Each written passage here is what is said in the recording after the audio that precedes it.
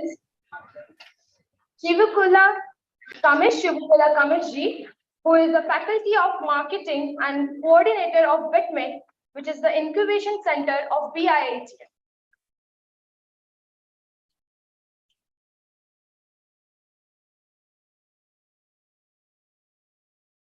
Would kindly request these kindly like the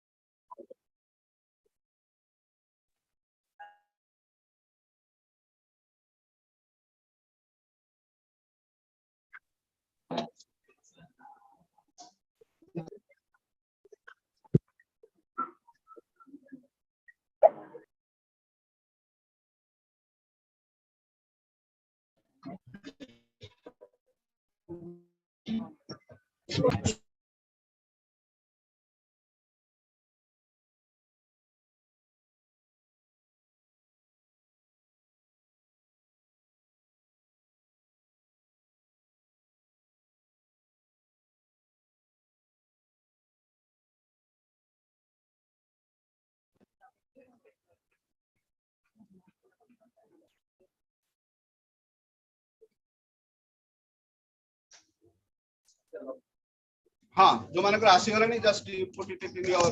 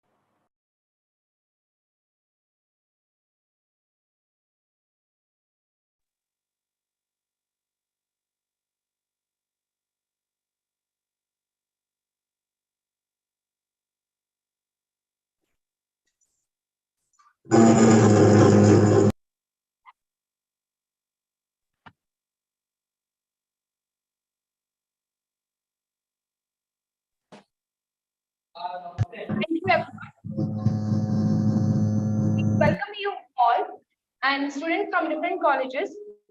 You are very heartily welcome over here. And I request Principal Sir to come and address the gathering.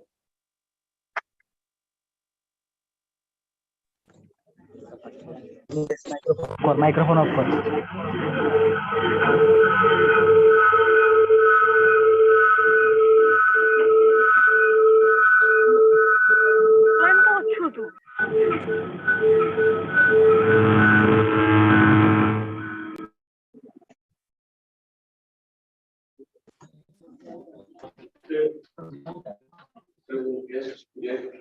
Our resource person, Sri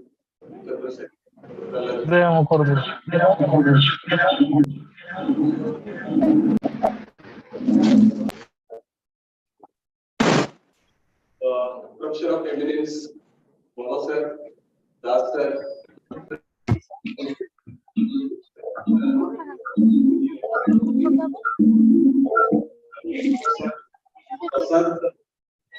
Varun sir, the hero behind the screen, and all the students of BIT and beyond BIT.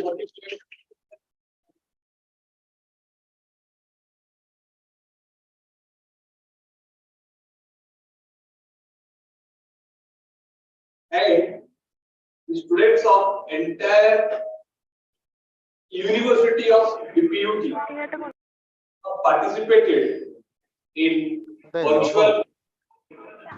We also welcome them,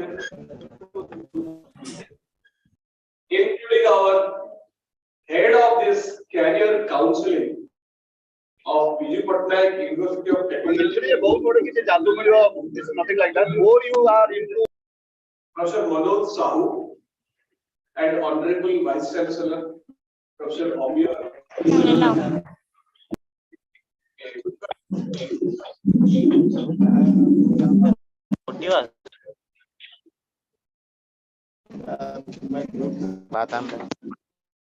that this is an initiative not only of BIT, it is an initiative of the university. University always wants the students of its affiliated and constituent colleges to be immensely benefited through a concept of synergy and seamless approach. So this concept of synergy and seamless approach, we IITM and BPUT planned to organize this wonderful event under your guidance, sir. And first of all, first of its kind, BIT is organizing this program whose topic is studying from employability to entrepreneurship and approach for techno managers. It is not the only student of BIT. Students of all affiliated and constituent colleges of BPUT. Thank Honorable Vice Chancellor. We thank the head of Career Counseling Center of BPUT for providing an opportunity for such an event. We all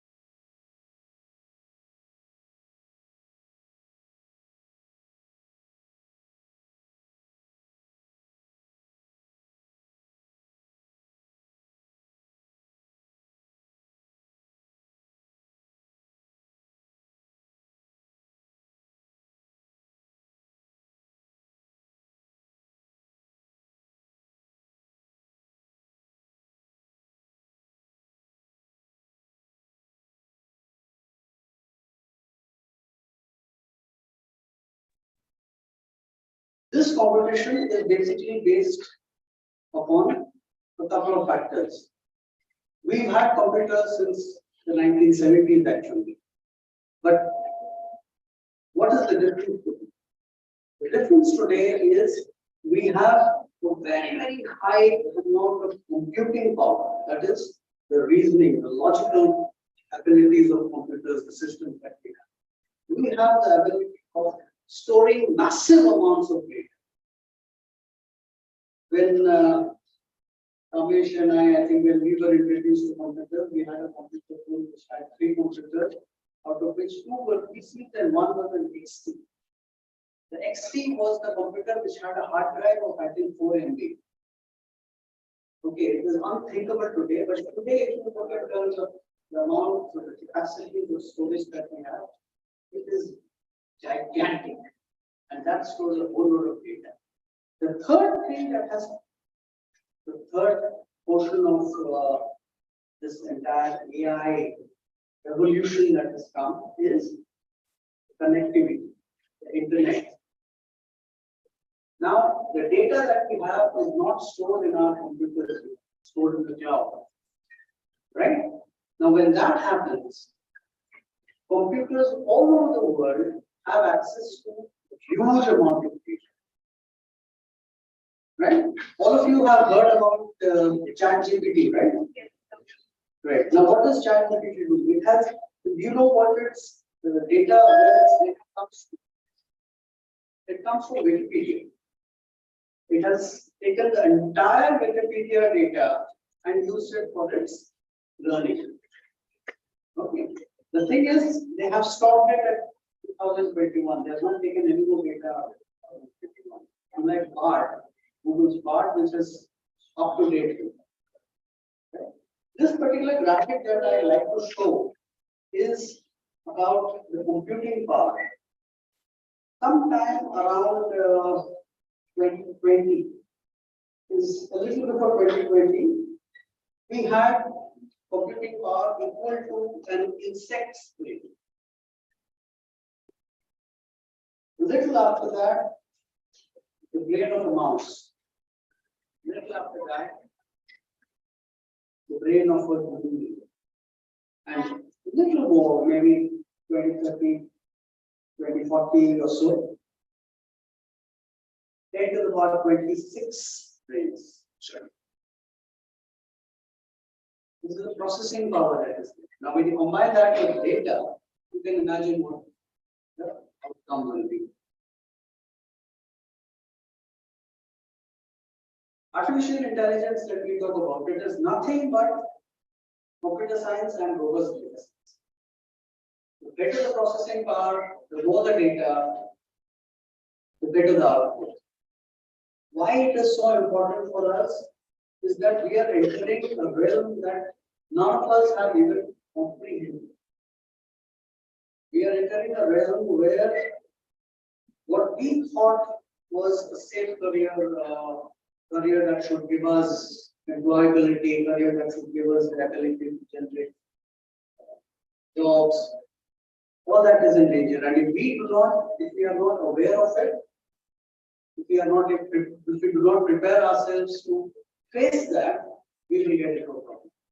You are just entering your careers. In a year or two, you will be out in the job market. You have another 30 years at least that you need to be able to run. You need to prepare yourself, right? Artificial intelligence by itself has what is called an adoption maturity. This is something that a very, very reputed AI scientist called Dr. Michael Moore has proposed. It's not proposed actually, he's just laid down these processes. It comes in steps. The first is digital transformation. This basically is when we start using computers and software for our businesses and customers. So we have ERPs, we have business intelligence, use of software like Tableau or Power BI. Take the data that our ERPs generate and present it as visualizations that help us understand data. And then we have data analytics. So basically what is happening is we have our ERPs, we have our data generators. We take that data, we use business intelligence tools to help us understand what happened. The next stage using BA is to help us predict what might happen. And finally, using these tools and use this information, they tell us what to do. These are the 3 stages of digital transformation, and a lot of companies today are using this. I'm sure you must be learning about data visualization and these tools like Power BI right? But this is just the first stage. The second stage is partial automation, when we have a system doing things but under supervision of a human being. A human being is always required. If you see a Tesla car today, what does it do? It has the power to drive itself, but then it needs a human being with it to override it if necessary. Frankly speaking, if you see the automation that a car has, a Tesla car has, it has so many sensors situated all around. When I drive a car, I'm having a field of vision of this much, I'm able to hear something. And based on that, I react. That's the accident I take. Right? And there is a certain amount of time that it takes me. Suddenly somebody runs in front of me. It takes me a fraction of a second to apply the brakes. Right? Now, if you see the automation that is there in a Tesla car, it has sensors all around. It beats me hollow when it comes to understanding what is happening in the environment. It can sense a car coming 100 meters away from that side at the speed. It can calculate it and say that it will come in my path and slow down or accelerate. Right? Somebody suddenly runs in front of it. If I can react in a fraction of a second, it can react in 1/1,000,000th of a second to apply the brakes for accelerating. It is much better than any driver should be coming. Right? But even then, we have a human supervision that is, because we still do not trust it enough. We do not have enough inputs to say for 100% that no, this automation will run on it. The next stage is when we empower the system to learn more and more from us.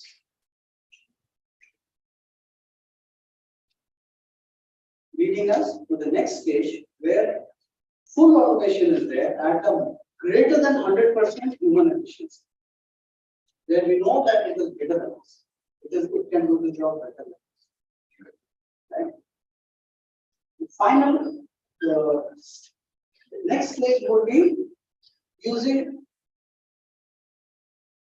automation in other forms to complement what is being done. For example, if you use automation to create a product, the same product is being delivered having a 360-degree completion of service using automations. So if you can imagine a restaurant, an order is placed, the automation creates the food and a grower takes it and delivers. Absolutely no human touch. And that is science. We are like automated systems. Human participation in work is minimal. The thing is, when we think about this, we are thinking about robots, drones, cars, automation, machines. All those require capital expenditure. They are expensive. They are not cheap. Which is why we are comfortable. They are there. We take a lot of time before that happens. My career is not going to be example for that.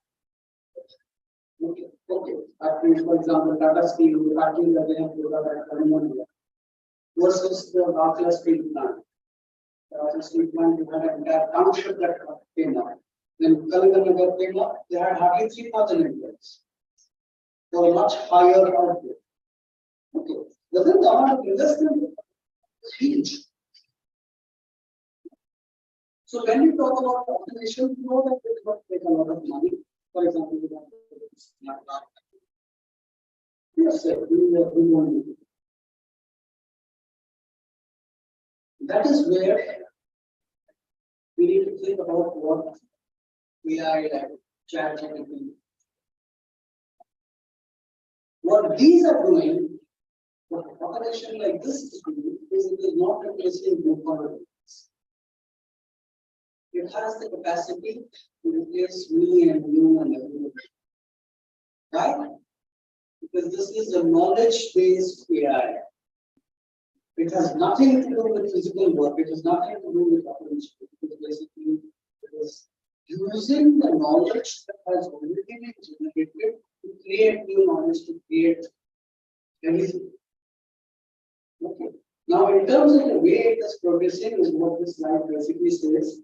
Is I think in September last year or so, we had tracked 3.5, which by itself is very, very powerful. We now have ChatGPT 4, and this you can see this is how much better it is than ChatGPT 3.5. And you can imagine that this progresses ChatGPT 10, what it will be like. These are things that are very difficult for us to calculate. The first time any of us uses ChatGPT, we will be taken, we will completely 4 sides. Because this is something that has the capability of creating what we are doing. And any field, the other way, a large friend of mine came and he mentioned, I go this will be my work. So I told him, sir, have you heard of this? I'm speaking behind you. So I took up the phone and said, prepare a petition for a door code under civil matter. And ChatGPT created a full compliant document. I just set up the replace name of code, replace with name of petition, replace. And he was no us. I don't need any juniors. Even if the work that juniors are doing, this can do for me. The same applies for everything that you now have to learn. I've just recently begun a startup. So my development team, my team leader, said, sir, give me a chat in this subscription. And he has done it with 4 developers. This is starting to be giving me a create code larger for the application to generate what you want more basic.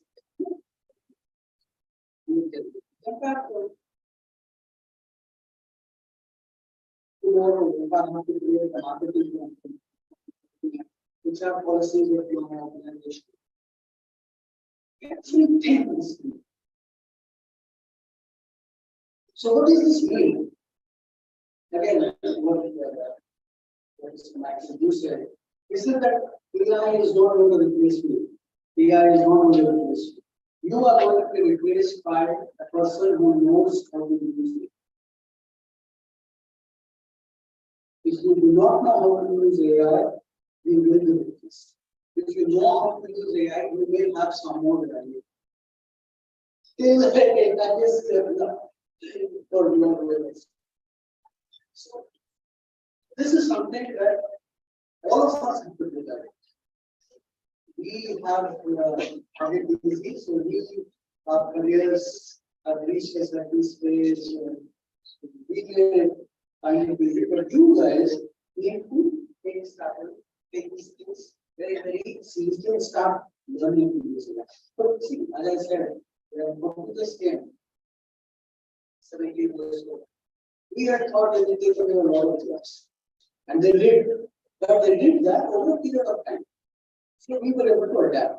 We were able to use this time, create a whole generation of students and young people who knew how to use computers.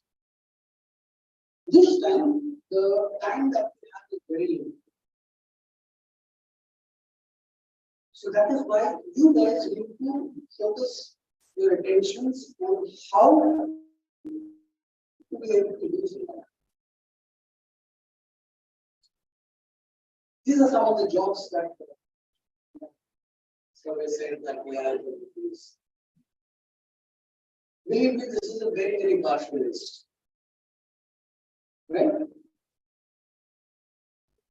Now, the next slide is blank because I want to discuss what are the jobs that AI can't replace. Tell me.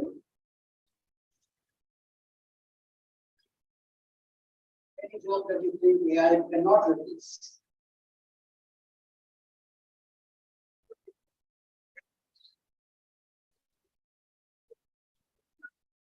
Anyone?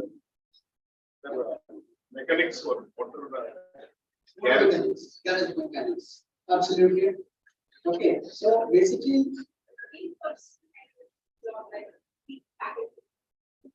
teachers, Electricity, electrical. lawyers,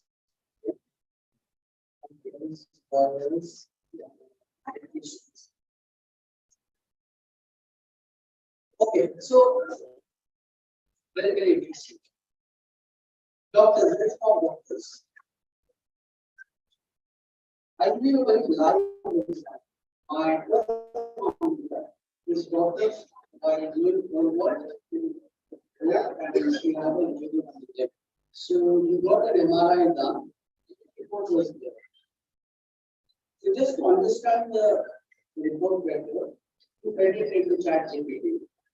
And the diagnosis that it gave, when I showed it to my brother, who is a radiologist, he said, "That's exactly what I meant." What is medicine? Medicine, doctor, what he does is with his knowledge, he takes in input about the symptoms. It could be what the patient says, it could be what he sees about the patient, or some readings that he takes. Puts all these things together and said, okay, this is a possible diagnosis. AI can do it. My Apple Watch here predicted that I had a heart condition. That particular day, it said, gave me around 20 alarms saying that your resting heartbeat is higher than 120. Please check up. Please do it. And I remember what must be checked out and I have a doctor. It's tested. Right?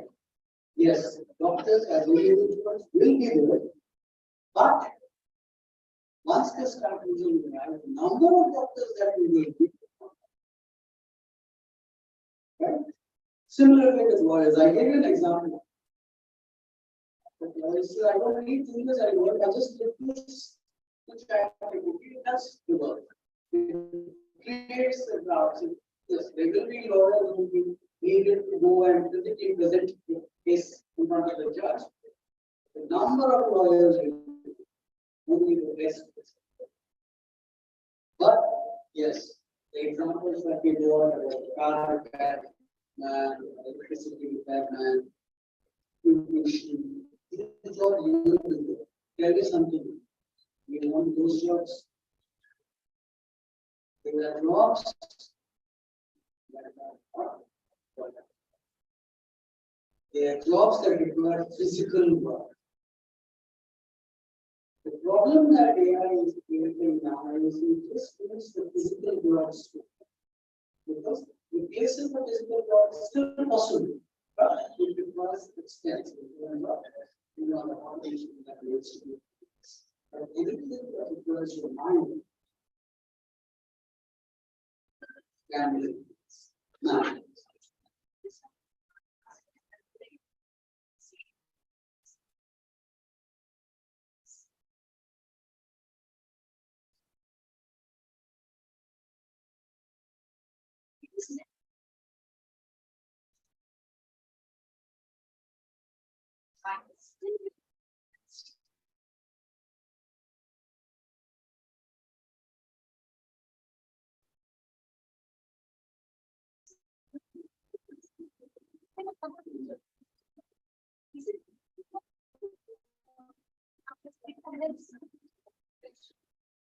Yeah. No, what you said is absolutely right. What happens to Shania?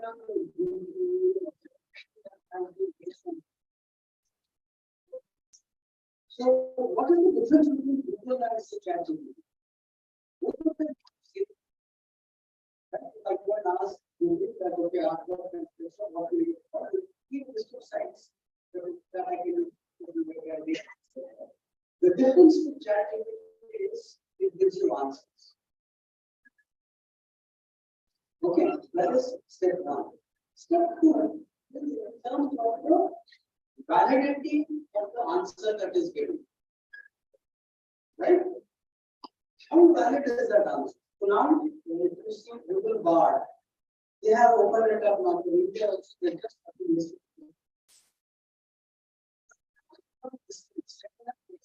We are giving answers, but this is a disclaimer that this may not be absolutely right.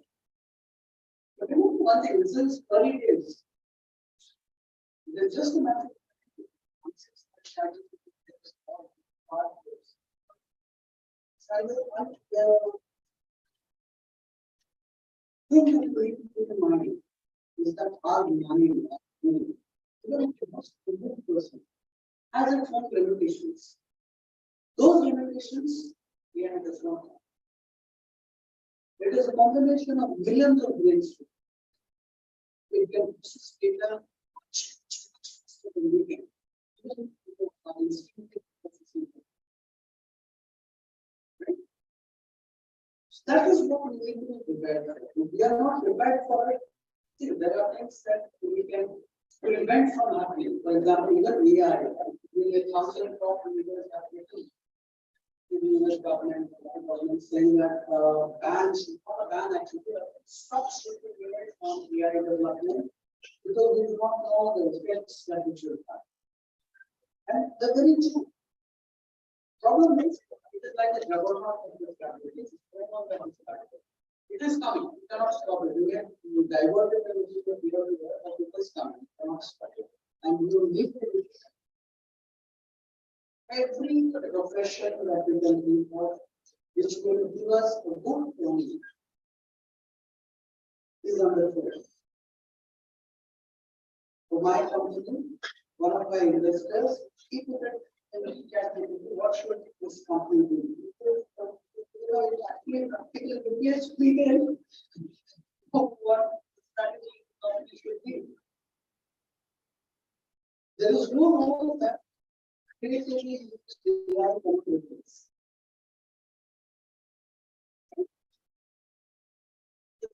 When you are working, you need to marketing, finance, HR, strategy, operations, all these fields. How do you use it? Yeah, you make yourself so much more efficient because you can anything. So compared to somebody who is so you can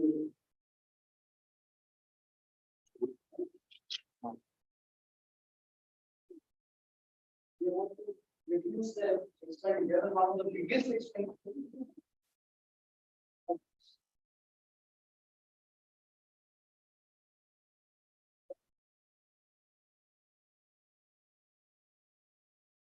So what are the skills that we need to do?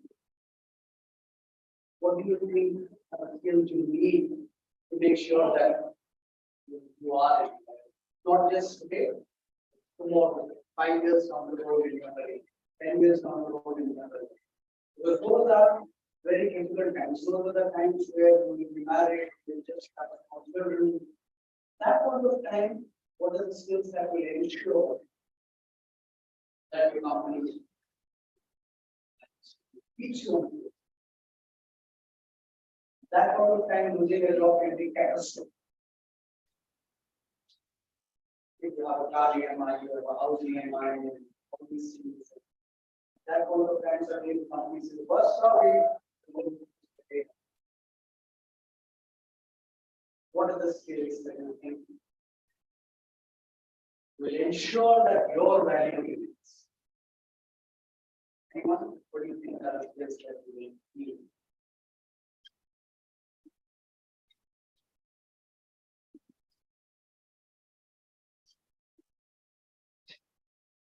Programming skills. Programming skills. Sorry. No, it's basically primary skill that you will need is to be able to use it. To be able to use AI, say for example, Google. Okay, now the entire knowledge of the world is in our phones. In Google, I can go to Google and get a lot about anything, but then I need to know the question it was. So similarly with AI, we need to understand how to get the correct answer. The same ChatGPT is available with all of us. But what is the question that I need to do so that I get the answer that is this? For that, what do you need? Very simple.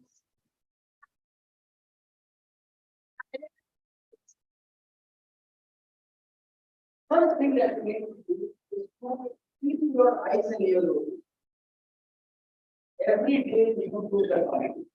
Every day newer applications for AI are coming. Keep yourself informed. Every day. ChatGPT is just textual. We have Red Journey, Studio, Dali, so many of them which work with images, with audio, which work with movies, everything will come. You need to be aware. So many of them. Keep yourself updated and productive. The second thing is something that is something that is all good management. That is lateral thinking. Okay, if you haven't heard of it, read about it. Read about lateral thinking. Improve your lateral thinking skills. I remember we teacher the next time we spoke about lateral thinking. So the example and the problem that he gave us was a piece of cardboard. How many ways do you think you can use? Some came up with 5, some came up with 10. My batchmate came up with 24. That is lateral thinking. Do these exercises continuously. Make sure that your lateral thinking skills are good. That will help you to generate the proper questions for you. That will help you. Those are the skills that will help you stay relevant. If you practice this thing, you can become muscle memory. See, essentially, what are you doing at narrative? It's solving for us. The first step to solving a problem properly is to be able to, understand it. To understand it, we need to be able to put it in words. If I need to put it properly, phrase it properly, automatically you can answer it. That is what AI is able to help us. Right? We move to the next section. Entrepreneurship. Why entrepreneurship?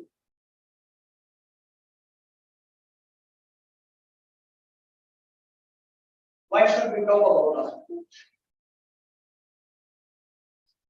There are two reasons. The first one is very obvious. If I'm an entrepreneur, I don't want to hunt for a job. I create jobs. That is the first and most obvious reason why we need to think about entrepreneurship. The second one is not so obvious. Entrepreneurship, the spirit of entrepreneurship, the attitudes that it develops, help you in getting and retaining jobs. Spirit of entrepreneurship is nothing but identifying and solving problems. Any entrepreneur, be it a startup, be it a regular business, anything. The first thing that they see this opportunity. It could be a small vendor who says that okay, in this particular area, there is no way to shop together. They have to go at least. And there are 500-600 people living. So there is an opportunity for the people to visit. So, spotting that opportunity. As an employee, you are doing a job in the HR. If you have this vision, what happens is in whatever you are doing, you will be able to spot a problem. Problem that happens, you know the problem. You say, okay, this is the process that will be followed. But if I do it this way, it will save resources, it will save time, it will make money. Believe me, employers want people there. They want people who take ownership of what they do. And that is precisely what entrepreneurship is. Take ownership. If I am employed as a marketing executive in a company, it is not that it is a 10 to 6 job. I take ownership. I say, let me see how I can make my product. Okay, no one can tell my MD that, sir, this is the problem that we have in the product. Let us change it so that we can increase our money. A person like that person who just walks in and tries to sell, who do you think will be more money? It is a person who takes ownership and is able to spot it. Once you spot an opportunity, what you need are resources. The resource could be as simple as your own time. It could be money, it could be in government help, it could be more people, it could be, IT, intellectual property, whatever. You need resources to be able to solve that. You need to be able to identify those resources and get them to them. This is an art in itself. You will have plenty of people who can spot a problem, but then identifying and putting together resources to solve that problem is another skill that you need. And it is exactly the same skill that will help you with your job. Going to your boss and saying that, sir, this is a problem that we can identify with this once. If you are able to say that this is what we need to do, and this is how we need to do it, I think that's so much more value. Any. The third thing is surplus. I'm calling it surplus. It will be called profit. It will be called anything that says that I'm going to put in X amount and I get X plus 1 or X plus 2. That is very, very important in any business. You're doing a business with the purpose of creating a surplus, generating a profit. If you do not generate a profit, venture does not generate a profit, it will die. Can I think of an example of a company which does not follow this rule?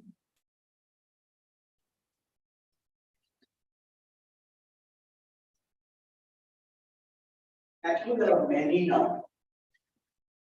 Most startups are burning money. Right? They are not generating profits. So why do you think they survive? How do you think they survive? Are you going against this principle of evidence?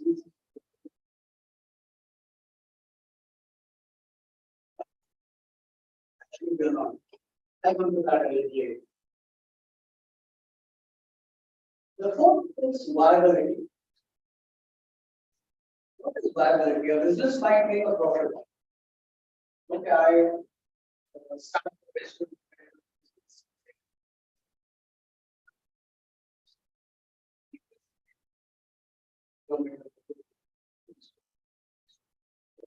It will succeed.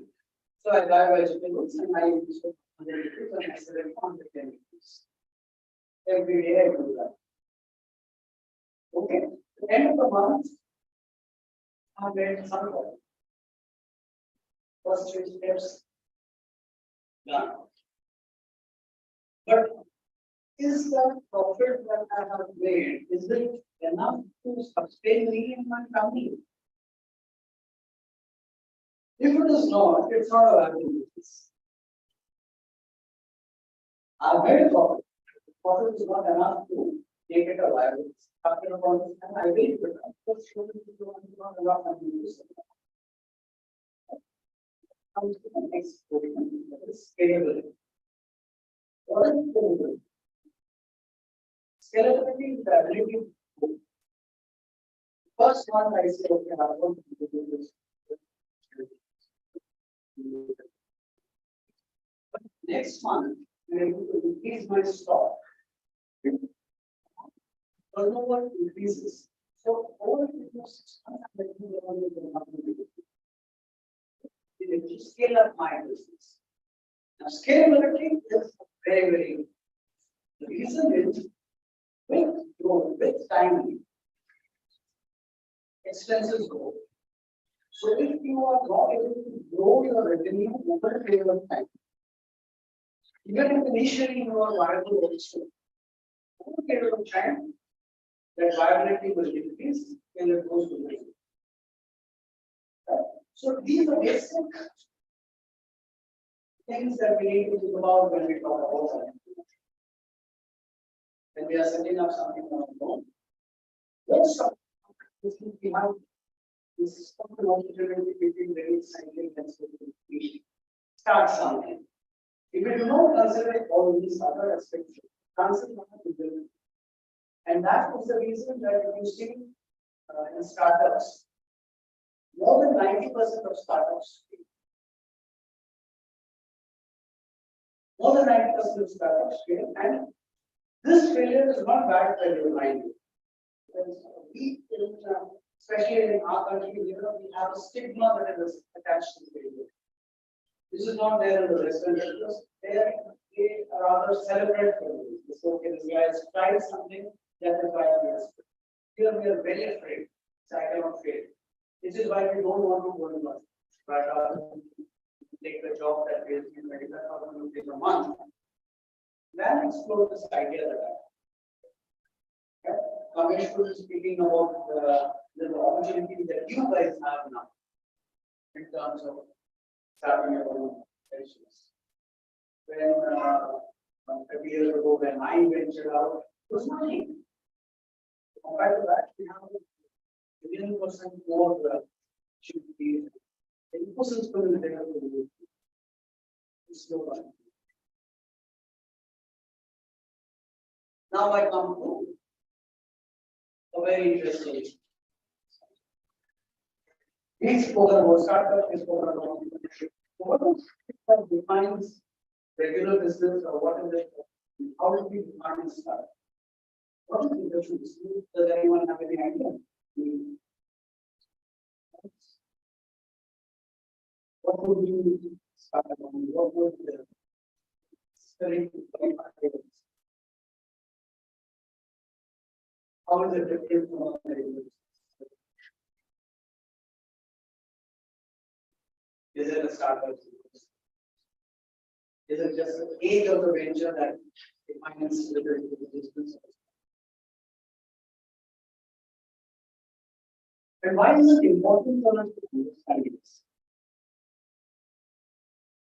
Today, if you see on Startup India, Startup India has a very nice scheme where anybody with a business idea can register and stay there.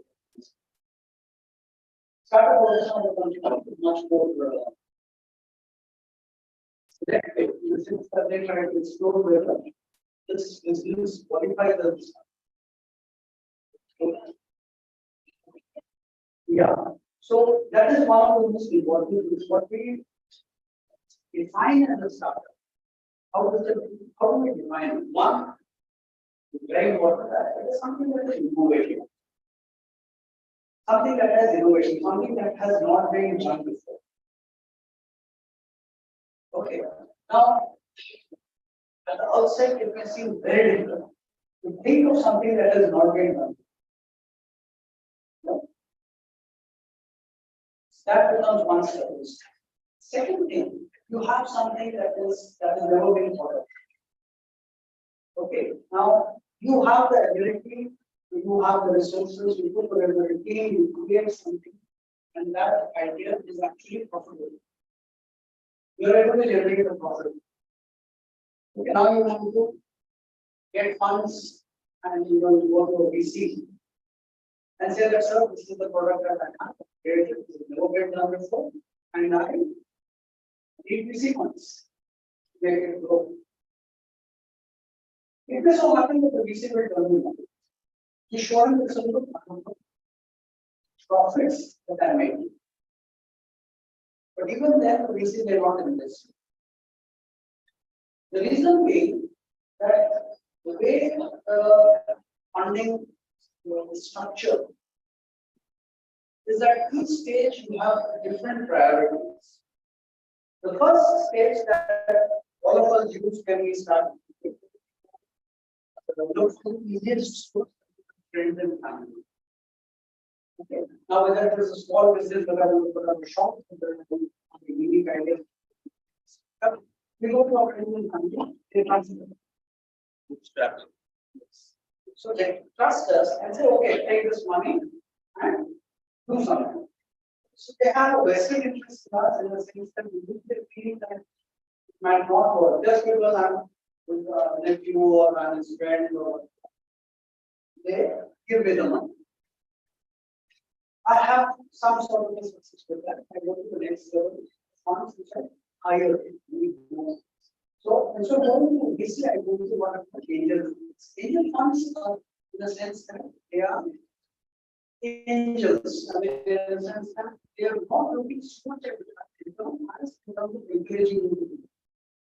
So we get some amount of funds from angels.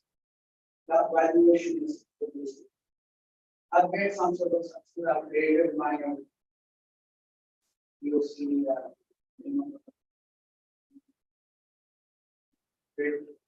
And I said, yes, it is there. There is a market for this. Where's the market? Then I want to scale, I go to the VC. Now, VC has a completely different environment. The way VCs work is they create a fund. Okay. This fund has a life of 10 years. So they seek limited partners for that fund. They say, okay, for example,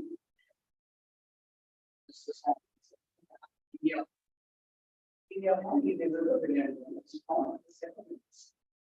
Now, these investors will have to be repaid at the end of 10 years with a return on investment with some sort of interest from 20%.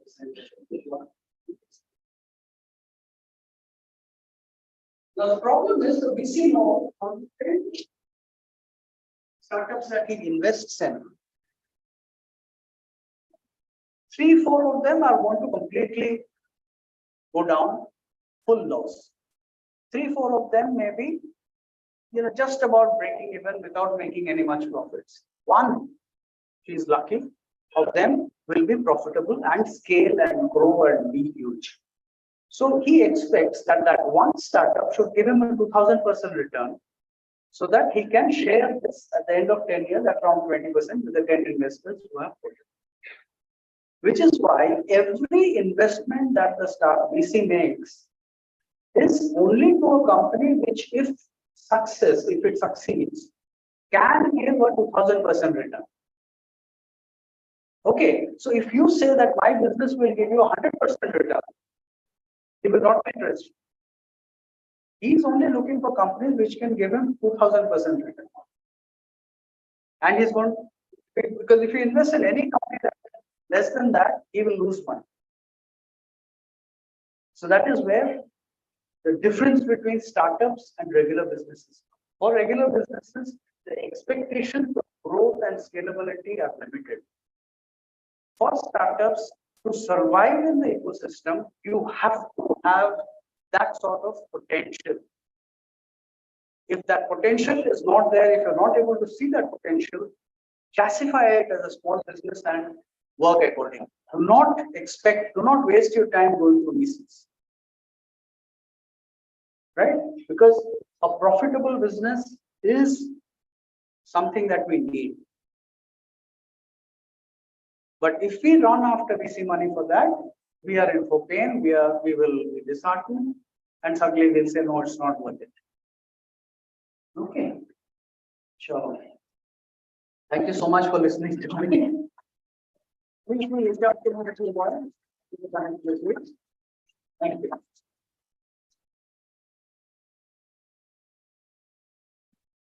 Thank you so much, sir, for your wonderful insights, which will help in a career efficiently. Now, I would like Kamesh Shivukula, sir, to address the gallery.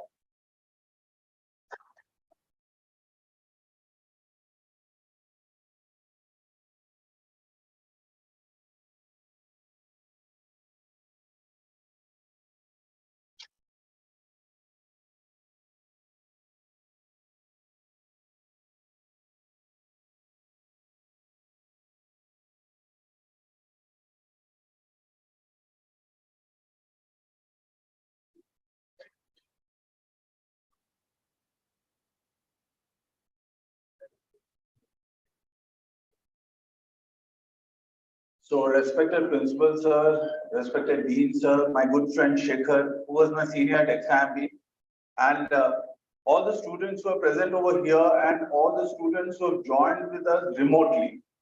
I'm Professor Kamesh Chuvukula.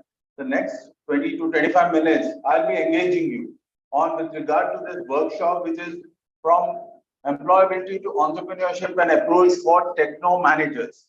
Okay. Before starting my, what you can say, an experience, I would like to take you 4 years back. 4 years back, I would like to take you when Prime Minister Modi, Narendra Modi, predicted that India's GDP will become $5 trillion by 2025. At that point of time, the nation was shocked, stupefied, people were incredulous. You know, they started saying that tum bolne se ho jayega kya? I mean, who the hell are you? I mean, you are predicting, are you an astrologer or something like that? They called him different names. You know, like a dreamer, pagal, you know, pagal aadmi hai and all those things. Those are the things they called him. Is $5 trillion economy possible? $5 trillion economy में मैं बोल रहा हूँ like India reaching a GDP of $5 trillion. Is it possible?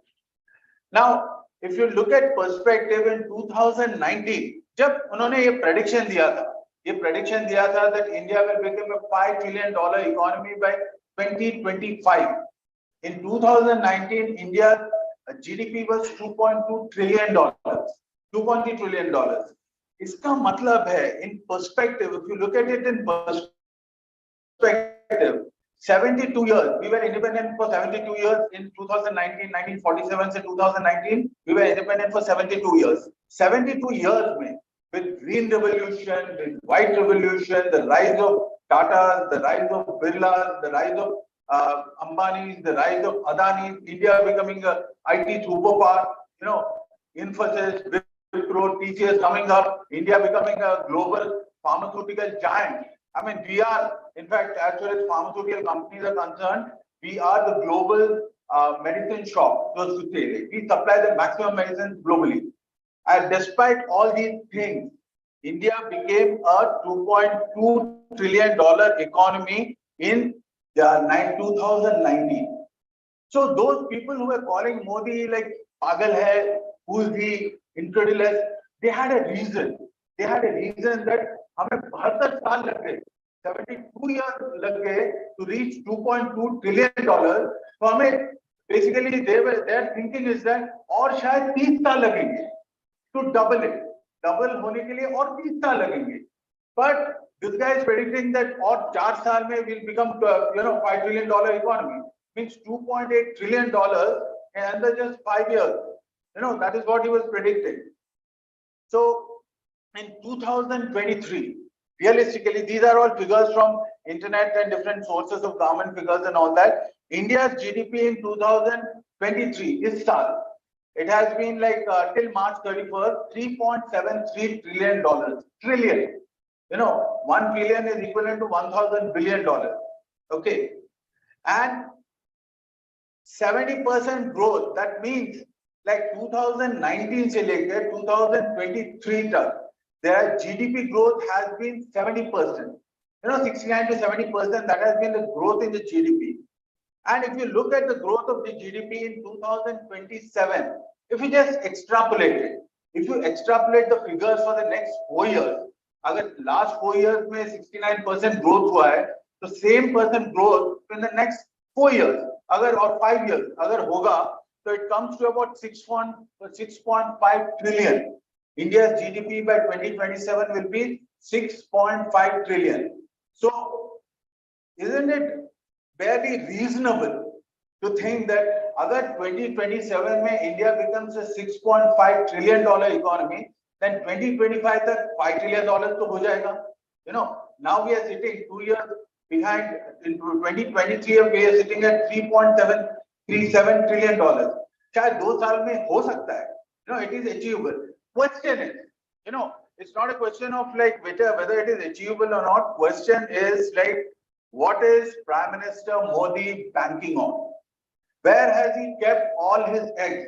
Why is he staked his reputation as his credibility by saying that India will become a $5 trillion economy? We come to that. Okay, just let's set it aside for a while. Now, as far as status of placements is concerned, placements is concerned, there has been a transformation focus. And just before going to that, I would like to give a perspective.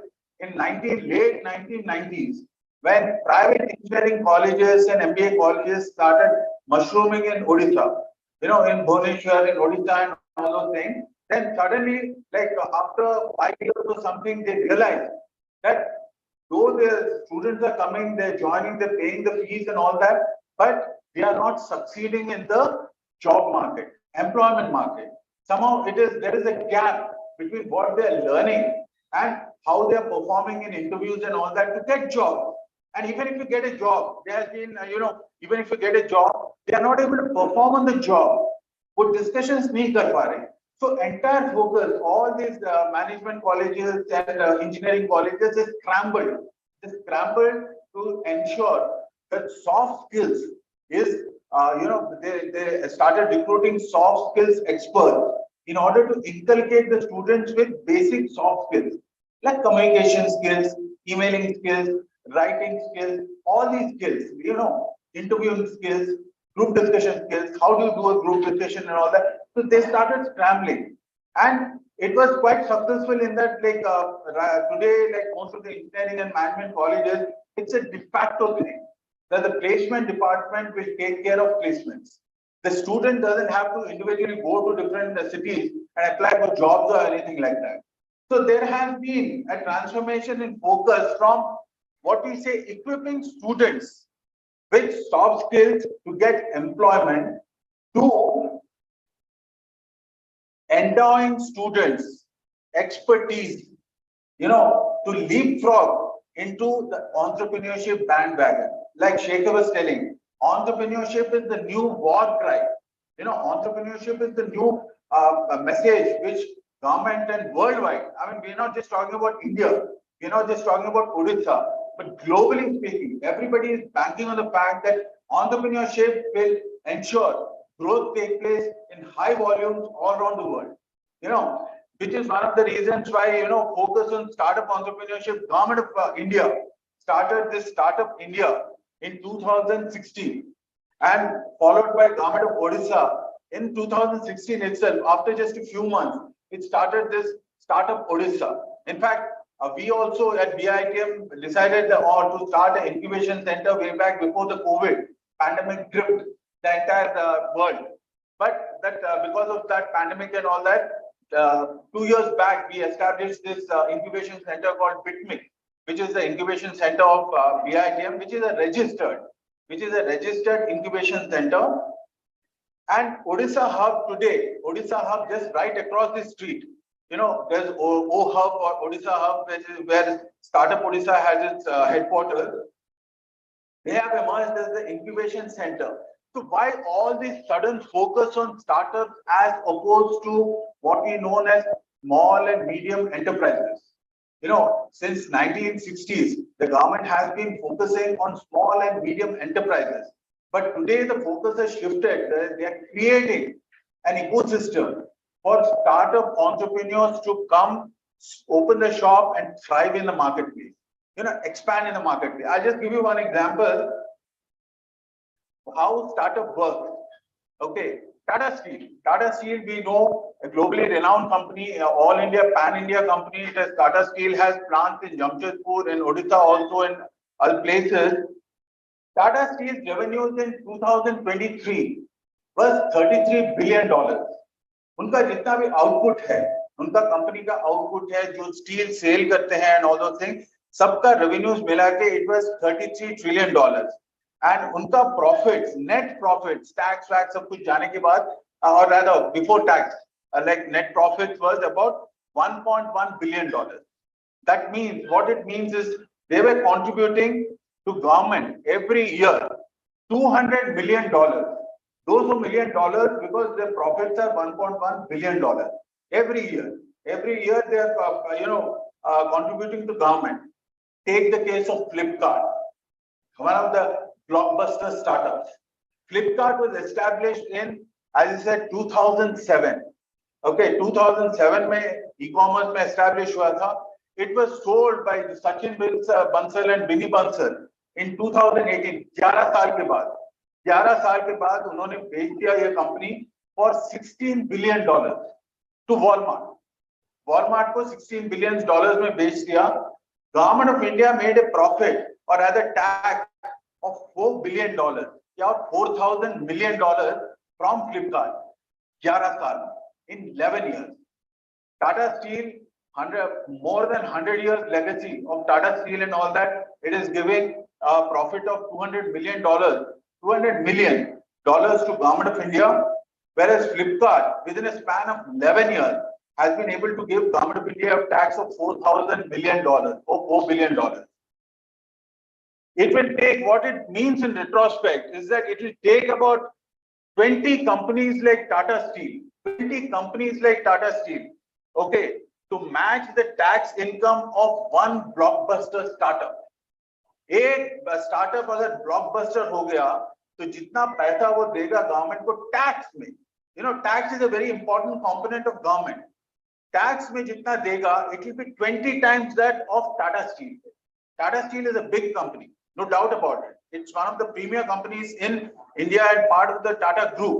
Okay, and that is precisely what Prime Minister Modi is banking on, namely startup entrepreneurship. He and his team of advisors feel startup entrepreneurship or startups will power India's GDP in the next 30 years. 30 साल तक they will power India's GDP. इसीलिए he is thinking about $5 trillion economy, $7 trillion economy, $10 trillion economy. These are not like ख्वाब नहीं है. This is a reality. Having said that, startup scene in India is like, India is the world's third largest startup ecosystem and startups globally after United States and China, of course. And 2014 there were about 350 startups. We started off in a very small way. 2007 as I said, like Flipkart was established. उससे पहले कुछ startups थे.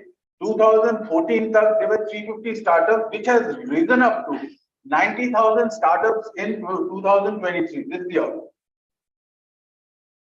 More than 100 unicorns. One unicorn is said to be valued at $1 billion.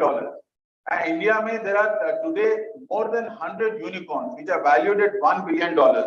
Usme se Byju's, which is in the education space and all that, which is valued at $22 billion.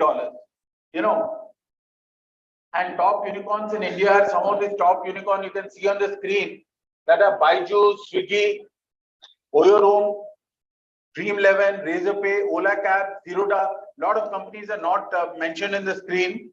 Zerodha and all those things. These are the kind of companies which are powering India's growth. Okay, some have gone on, like Zomato has gone on to start its initial public offering. It is listed on the stock market, right? So similarly, other companies, Paytm is also listed on the stock market, but PhonePe is still not listed. Okay, it is enabling us, that is not there on the list, that is also a startup. So this is what the Prime Minister Modi is basically, backing up on. Like my friend Shekhar was telling the difference between a regular business and a startup, right? So regular business and a startup, what I understood, as he said, is that like one is that innovation. Second is like I also teach entrepreneurship to students, so I've well read about that. Second is if you are able to solve the problem of a customer problem आप solve कर रहे हो, then you will be successful. You can expand, you can be successful. I'll just share with you some of these ideas before I close this session. I'll just share with you some of the ideas of BITM students of BITM, MBA as well as IMBA students who showcase these ideas, startup ideas in different forums, like SIT, like IIT Bhubaneswar, then in Silicon Institute of Technology, in KIT, TBI, all these places they showcase this idea, and some of them they have won prizes, top prizes, the first prize for these ideas. So one idea was like two-wheeler servicing. On the face of it, like two-wheeler servicing is a very simple thing. उसमें क्या, I mean, what kind of a startup is that? What kind of a startup idea is that? I mean, आपके पास two-wheeler है, अगर servicing means washing, cleaning, or battery charge, or for that matter like carburetor cleaning, ये सब करवाना है, or you have to go straight to authorized center. But the problem is, like authorized center in Bhubaneswar, at least, if I can tell, it takes about 3 to 4 hours for one bike to be serviced. आप 10 बजे सवेरे जाओगे, it will be over by about 12:30, 1 o'clock. Will you be able to spend? I mean, आजकल in this fast-paced world, you have the time to spend. You have the patience to spend. So why not? That another startup will be there. इनका idea था. This student's idea. This is not my idea. This is the student's idea. Their idea was that you as a customer book this service on the app. आपके mobile app में book करोगे, saying that boss, I have a two-wheeler. I want to get it serviced. And a rider will come, pick up the keys from you, take the bike to the nearest private garage, not to the authorized service center. Authorized service center में time लगता है. You don't have the time. He'll take it to a private network of private garage where you can get it serviced within 1 hour and get it back to you. You have that ability to track him with GPS technology. आप अपना गाड़ी को track भी कर सकते हो, कौन से गैराज में लेके गया, कैसे लेके गया, all these things you can do. Like Swiggy is tracking. When you are tracking a delivery guy on Swiggy, so you are using GPS technology, global positioning system technology. So that is how this is one of the ideas which, if it is successful in a small way, in let's say Infocity area, near BITM, if it is successful, then it can be expanded to different parts of Bhubaneswar. The same model can be replicated even in Cuttack, other cities in Orissa, and also pan-India. You know, if this idea gathers steam, then the scalability, जो शेखर साहब ने बोला था, scalability, they can scale up the operation. So profits can be like, one of the examples of company which is actually scaling up is that of Milk Mantra, which is a home group business, which is a Bhubaneswar-based startup and all that. Milk Mantra is into something like selling milk, paneer related items, milk items and all that. They have now expanded into bakery segment. They have now expanded into traditional sweet segment. And geographically, they were catering only to coastal Orissa. Today they are, they are focusing on pan Orissa as well as Jharkhand and West Bengal. They are not just limiting their site only to this region. They are saying that Jharkhand में भी जाएंगे, West Bengal में भी जाएंगे, वहाँ पे भी plant लगाएंगे, वहाँ से भी लेंगे. So maybe I'm not predicting or anything like that. 10 years from now, Milk Mantra can be a strong brand like Amul. Amul is a nationally recognized brand for milk and milk-related products. So maybe Milk Mantra can emerge as some of those. And some of the other ideas were like cloud kitchen, home cooked food, general physician network in Bhubaneswar. That is, today, Bhubaneswar has seen a mushrooming of private hospitals. I mean, private hospitals starting from Apollo to Ambry to some hospital to Kim's Hospital and all that. But the problem is that if you go to any of these hospitals, the waiting time is terrible because you have these multi-specialty hospitals have doctors. But if you go, let's say at 10:30 or 11, at least 2-3 घंटा लगता है just to consult the doctor for 10-minute consultation. 10-minute consultation, it makes you wait for about 3 hours or 2 hours. So the thing is, like, there is a great opportunity nowadays to have a team or have a physician network where you you can start contacting doctors, have a physician network, so that any customer who goes there doesn't have to wait for that long a time. He can immediately, within half an hour, he can show the doctor and then come back. So that is a possibility which is open. Practo is already doing that. Practo it's a app which is available on your smartphone and all that. If you want doctor consultation, video consultation, that is from phone to phone consultation, they charge about 500 rupees. But मेरा कहना है कि let's take it one step further. In Bhubaneswar and all that, why should Practo dominate Bhubaneswar? There can be local startups which can dominate on that particular count, right? Intercity couriering, if you want to send, like one other idea which was presented by the students was, like, if you want to send some kind of a parcel from, let's say, Intercity area to Old Town area or Khandagiri area, today, like, the basic thing, you have to depend on courier services. You know, we charge about 250 rupees or 180 rupees or something. So why not utilize the public service like Mobus network in order to use it for courier servicing? You know, that is also an idea. I'm not saying it's a fantastic idea, but that's an idea worth considering. That is what I'm saying, right? And forum for patients to discuss ailment. This is like a 12-step program sort of a thing. Like people with similar kind of problems, medical problems and all those things, they can at least attend a forum where they can discuss about the problem. Like recently, my wife had a brain stroke. Now, it was a very mild brain stroke which affected certain parts of her speech and all those things. So she wanted to consult someone who already had a brain stroke. And the only way I could do is, like, after consulting some of my friends and all that, I found that one of our professors from XIMB, she suffered a brain stroke.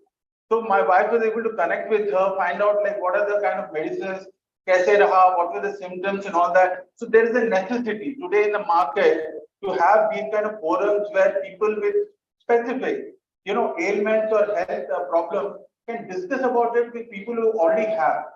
You know, so this is with regard to the startup ecosystem and all that. So thank you so much for your patience.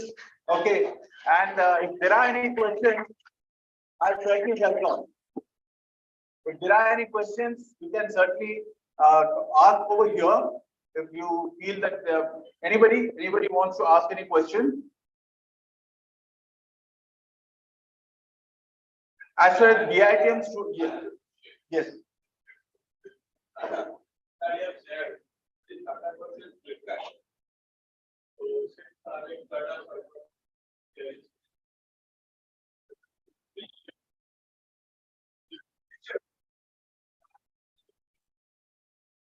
Right.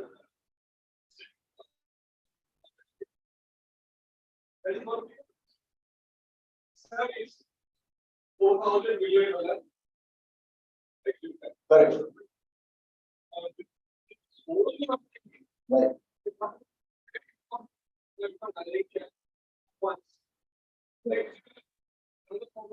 Correct. But Tata has been paying since long and it will continue paying also. So one of the issues which Chandrasekhar talked about is that the startup culture has taken hold in this country, sir. Let's say, I'm coming to your question. What you say is correct, saying that, okay, Flipkart took 11 years, it was a blockbuster startup, it was able to sell it and then give government $4 billion. But next year, $4 billion nahi de sakta. But point is, lot of startups are coming up, they are becoming unicorns and all that. Lot of failures are there. In the marketplace, lot of failures are there. Maybe let us assume for the sake of argument that 20 startups fail. So, uske baad aur ek blockbuster startup like Byju's or something, which is $22 billion. If they sell it for $30 billion, kitna revenue aayega, sir, government? We are saying that there are more of critical Right. And for that only we are having to say it. Correct. So that way it is fantastic. But in that case, Tata has to keep on paying every year. Right, So that is true. So just staring by way of thinking. Certainly. Looking at that particular slide. Correct. No, what you say is right, because apart from, I mean, we are just looking from the financial angle that Tata itna de raha hai, Flipkart itna diya tha. But the point is, like, Tata also has been able to provide employment opportunities to so many people, not only in Odisha, Jamshedpur, but different other places, Kalinganagar and all those things. It has been creating. So that kind of thing cannot be translated, replicated by someone like Flipkart. Flipkart ke kitne, I mean, employees kitne hain? Most of them are delivery people, right? Delivery people hi hain. Otherwise, there are no very few employees actually. Thank you for the question, sir. Thank you, sir. Thank you.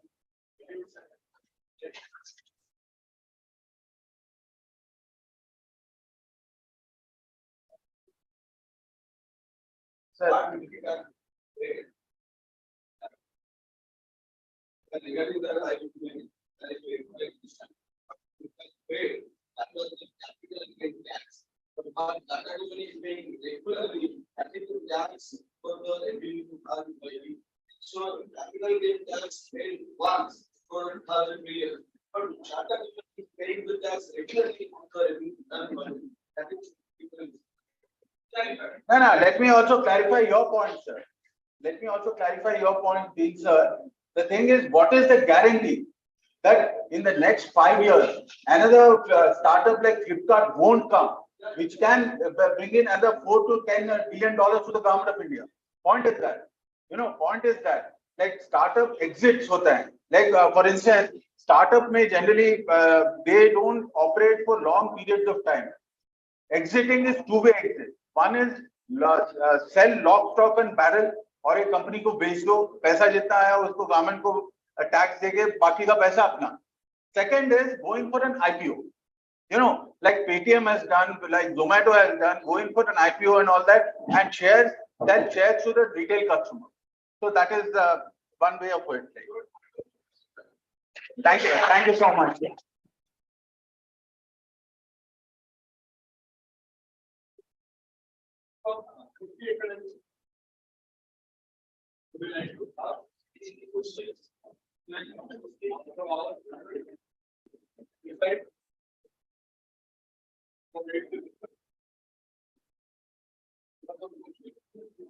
Yeah. Sure.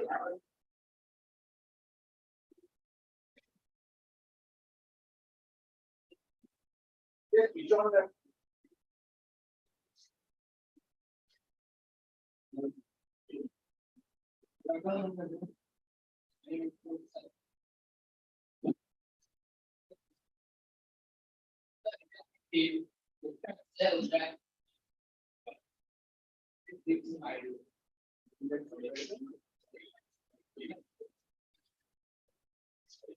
Okay. Let me give the answer first. Why did Flipkart sell its company to Walmart? And after that, maybe Mr. Shekhar can add to it. One of the things is, as far as the startup ecosystem is concerned, most of the startups are not like family business. They have no attachment. They just have an idea. They want to start their business. They want to be successful in the business. Uske baad exit the business. It's not like a family concern that generations together we will be running the business. Like, as far as Sachin and Binny Bansal, who sold that Flipkart, were concerned, like, unko $16 billion mil raha tha. Let me give you in perspective. Let me give you one more example. When Ramesh Chauhan, the person who started Thumbs Up, Fanta, and Gold Spot and all those things, when he was given an offer by Coca-Cola in 2001 or 2003 for 350 crore rupees, he sold off the entire thing. And do you know what is today in 2023? What is the valuation of only Thumbs Up? It is more than 5,000 crore rupees. Bechara ro raha hai. Saying that मैंने 350 crore में बेच दिया. Today's valuation is 5,000 crores. Only one brand, which is Thumbs Up, right? So it's all boils down to money, boss. It all boils down to money. Thank you.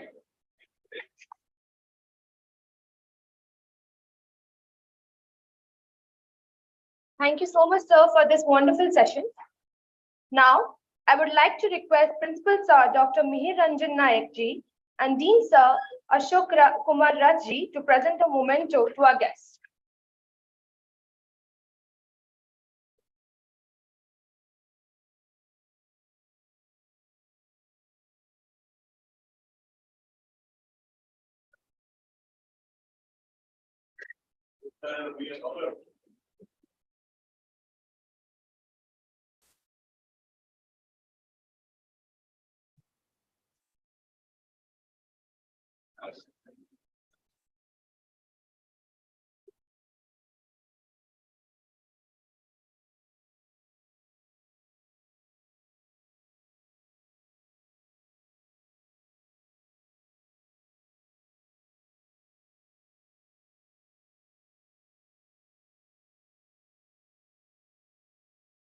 Now I would like Dr. Mihir Ranjan Nayak, I apologize, Dr. Ashok Kumar Raji to give the vote of thanks.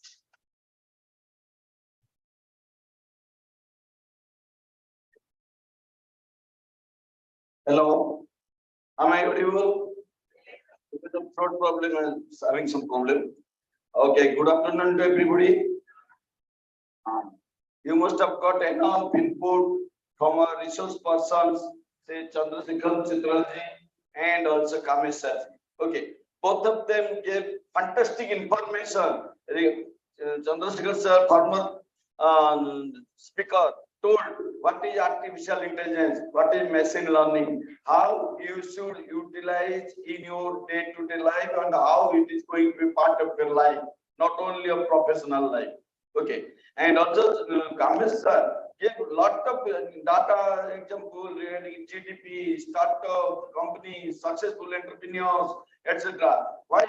Because to inspire you to invent some data within you, so that you will be inspired and you will be like that. One thing, say regular business and startup. What is the difference between that? Regular business, already somebody is doing, I am following the same pattern.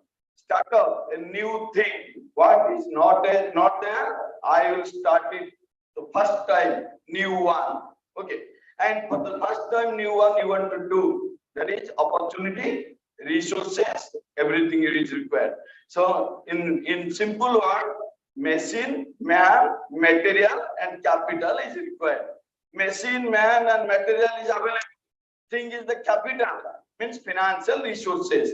How to collect the adequate financial resources, or how to collect adequate funds. You must have read it in your management program, that is financial management, etc. So first of all, you have to estimate how much funds you require and what are the sources from which you can collect.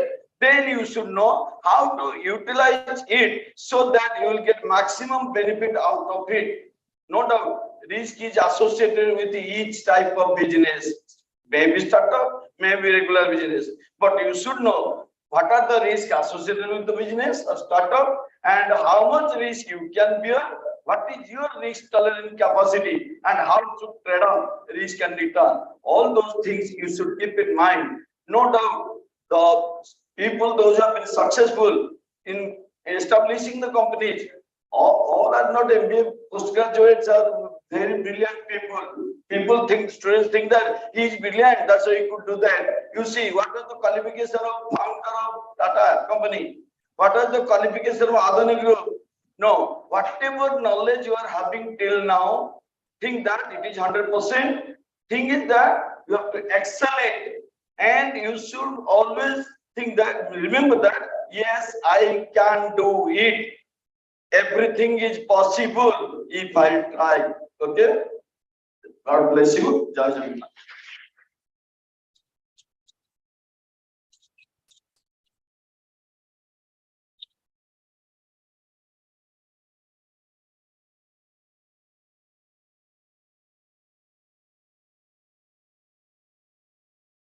Respected dignitaries, on the dash and off the dash. In fact, Ashok sir very rightly said everything. So I just came for the last time to thank our resource persons for today, Mr. Chandrasekhar Chitralaji and Professor Kamesh Chitralaji. Your both the session, both the speakers were excellent. Beat by beat, I was watching, and everyone who were in online also. I would like to thanks to all the students who were there from Susti, from our students, and the students who were there online virtually.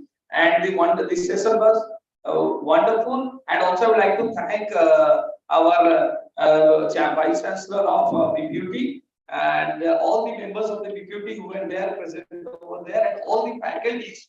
In fact, there were few faculties from different B schools, they were participated. Would like to thank you, sir, everyone that you people came and you watched the entire session. And once again, I would like to thank our principal, sir, the entire management, Varun, sir, and of course, our executive director, sir, for whom the event was possible. Thank you once again.